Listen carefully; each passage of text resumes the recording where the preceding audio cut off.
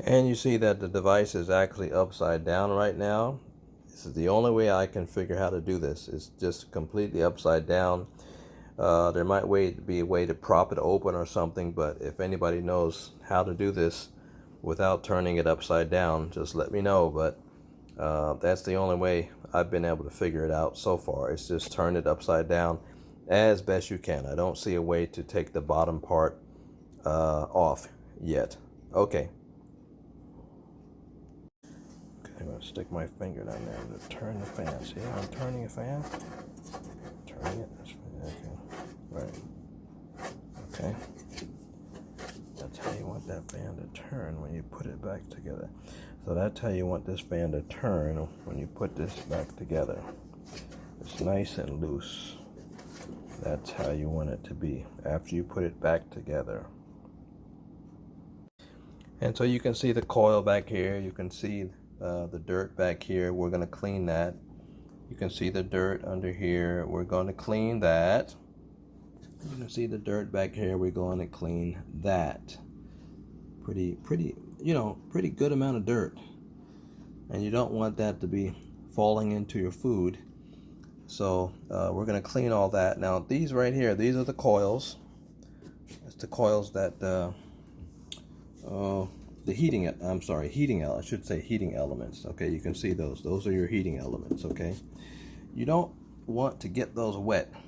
If you do get them wet, you want to dry them off. But if you get them wet with anything like Comet or any type of cleanser, well, it's going to burn off.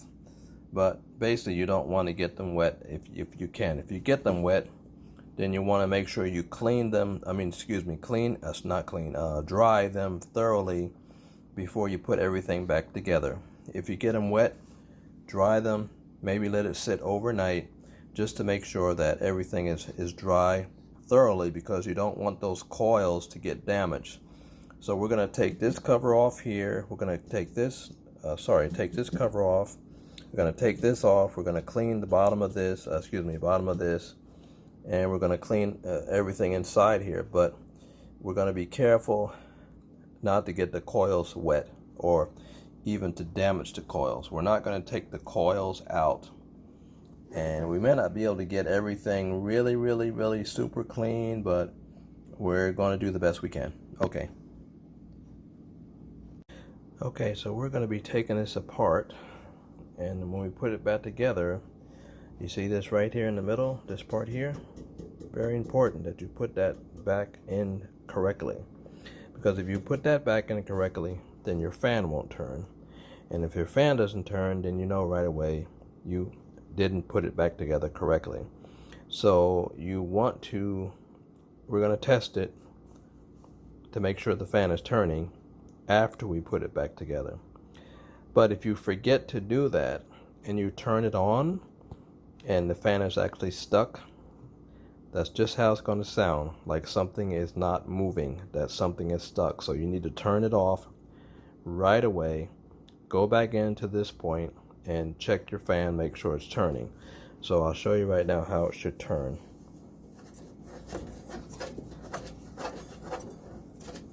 Okay, see how it's turning freely?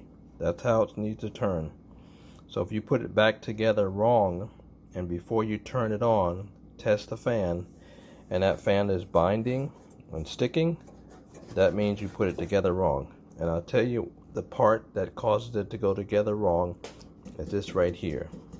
When you put this part back together, you're going to have to do it with it upside down. So in other words, when we take this plate off, you'll see I'll put this part back on. When I put this part back on with this upside down, then this has got to line up a certain way.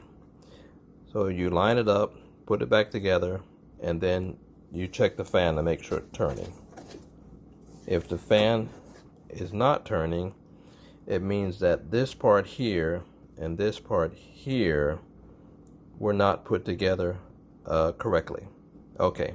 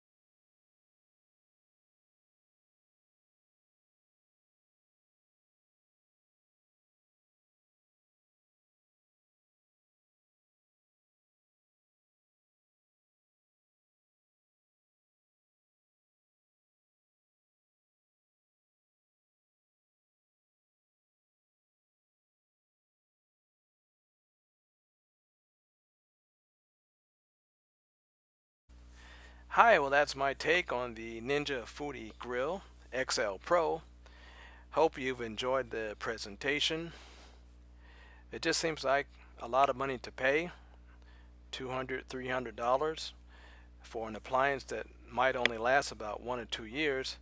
And on top of it, if you cook any type of food like meat or chicken, anything, sauces that will splash, then your grill's going to get pretty dirty. But if you just cook biscuits or warm up some toast or some leftovers, you might get by. But if you're using it once a day and you're cooking meat that splashes, then you're going to have to really deep clean it at some point, maybe once a week, maybe more than once a week. But just seems like they ought to come up with a better system to make some of these parts detachable. So that's my 40% rating of this grill until they come up with a better system of cleaning. And you shouldn't have to take a screwdriver to take something apart just to clean it. That doesn't make any sense. So again, enjoy it for what you can and have a great day. Thanks for watching.